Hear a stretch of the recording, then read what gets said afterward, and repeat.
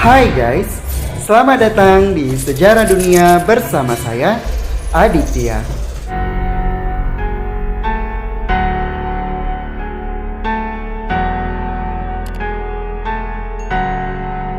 Mendengar nama Ed dan Lorraine Warren pasti sudah tidak asing lagi bukan? Seorang paranormal yang sangat terkenal di dunia. Seperti yang kita ketahui, banyaknya kasus-kasus horor yang ditangani oleh pasangan ini. Nah guys, kali ini kita akan membahas salah satu kasus mengerikan yang ditangani oleh Ed dan Lorraine Warren, yaitu keluarga Snedeker.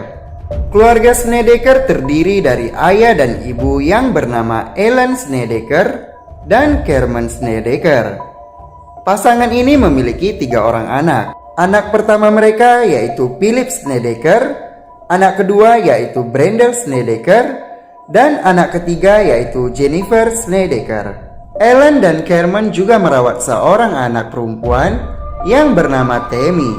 Tammy merupakan keponakan Carmen. Orang tuanya Tammy telah bercerai dan memilih untuk hidup masing-masing.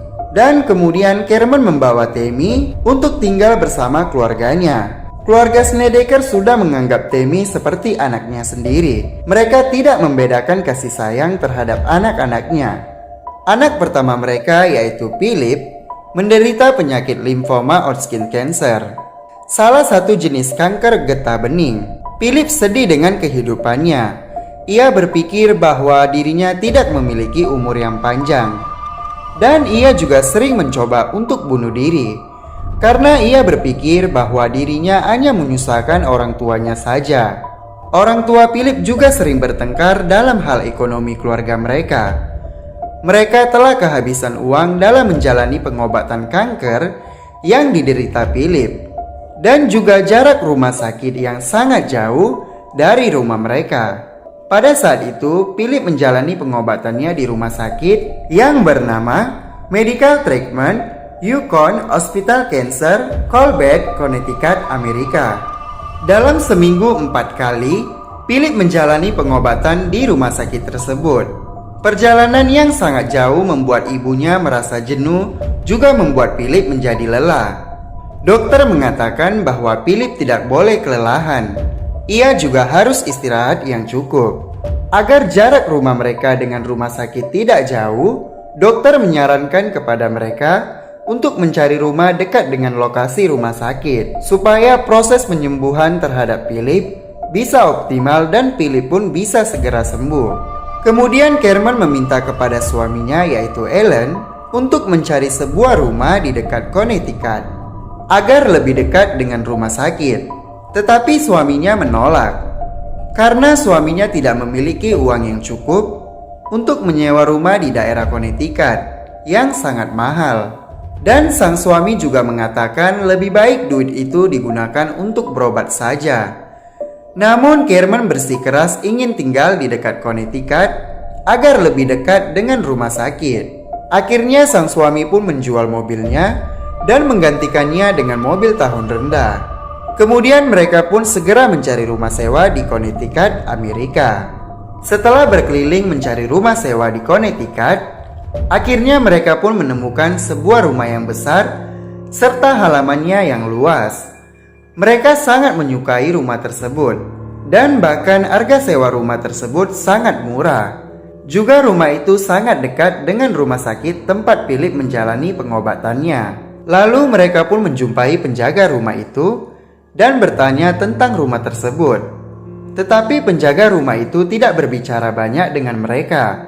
Ia hanya mengatakan bahwa rumah ini sangat baik untuk mereka yang memiliki banyak anggota keluarga. Dan setelah itu keluarga Snedeker pun menyetujui untuk menyewa rumah tersebut. Kemudian pada tanggal 30 Juni tahun 1986, mereka pun pindah dari rumah lama mereka yang di New York ke 208 Meridance Avenue, Southington, Connecticut, Amerika. Setelah sampai mereka pun membersihkan rumah itu. Dan ibu mereka yaitu Carmen mengatakan kepada anak-anaknya untuk memilih kamar tidur masing-masing. Pada saat itu, Philip melihat sebuah ruangan di bawah tanah. Dan ruangan itu juga memiliki kamar mandi. Philip sangat menyukai ruangan itu. Lalu ia pun mengatakan kepada ibunya bahwa ia akan tidur di ruangan tersebut. Namun ibunya menyuruh Philip untuk tidur di kamar yang berada di samping kamar ibunya. Tetapi Philip tetap ingin tidur di ruangan bawah tanah itu. Dan ia juga mengatakan bahwa ruangan ini memiliki kamar mandi, sehingga ia tidak lelah turun tangga untuk ke kamar mandi di malam hari. Dan kemudian ibu Philip menyetujuinya. Ibunya pun segera membersihkan ruangan bawah tanah itu untuk Philip. Dan saat itu Philip melihat bahwa di ruangan itu tidak hanya memiliki kamar mandi saja, tetapi di ruangan itu juga terdapat sebuah ruangan lainnya. Lalu ibunya mencoba untuk membuka ruangan itu. Namun ruangan itu terkunci dan sulit untuk dibuka. Tidak beberapa lama, ayah Philip yaitu Ellen turun ke lantai bawah dan melihat istrinya dengan Philip sedang mencoba untuk membuka ruangan itu. Kemudian ayahnya pun mencoba untuk mendobrak pintu ruangan itu. Akhirnya mereka berhasil membuka ruangan tersebut. Di saat mereka masuk, ayahnya terkejut dengan keanehan di dalam ruangan itu. Mereka melihat bahwa ruangan itu seperti ruangan praktek okultis atau seperti pembedahan kamar mayat. Karena di dalam ruangan itu terdapat alat-alat medis dan obat-obatan, juga terdapat peti-peti mayat. Karena hal ini, mereka pun merasa aneh terhadap rumah tersebut. Kemudian ayahnya mengatakan kepada Philip agar pintu ini tetap ditutup dan jangan pernah dibuka.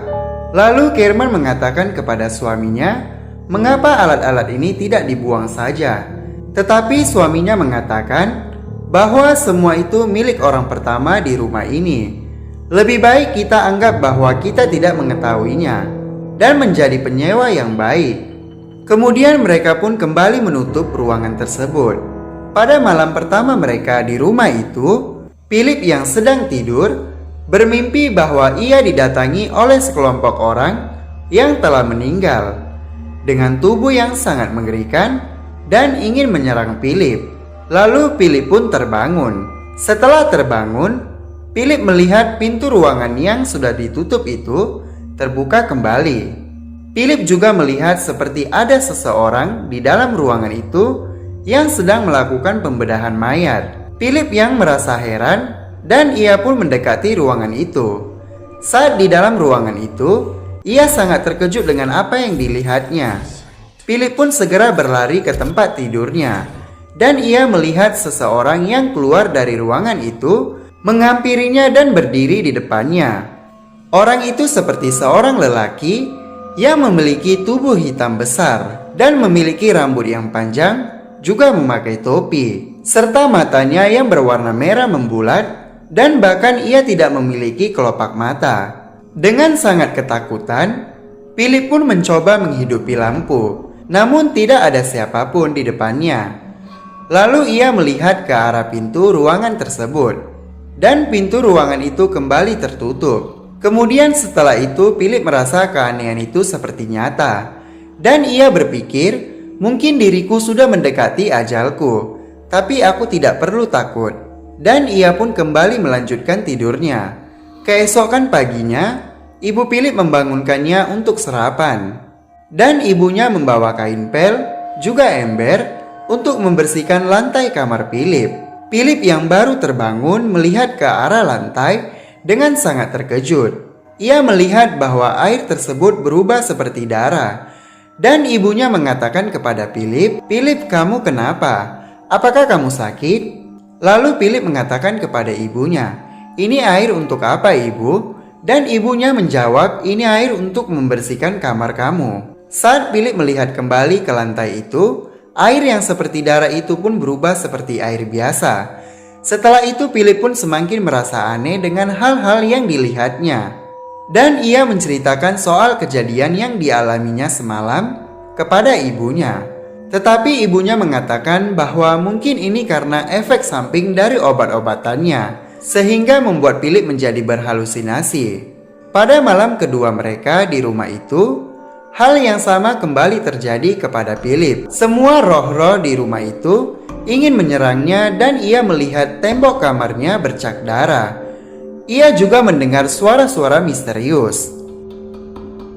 Mungkin obat kanker yang dikonsumsi Philip memiliki dosis yang tinggi, sehingga membuat Philip berhalusinasi terus-menerus. Bahkan ia juga suka dengan cerita-cerita mengerikan dan menulis tentang praktek okultisme. Oke guys, sekian cerita dari sejarah dunia, dan terima kasih sudah melihat video ini.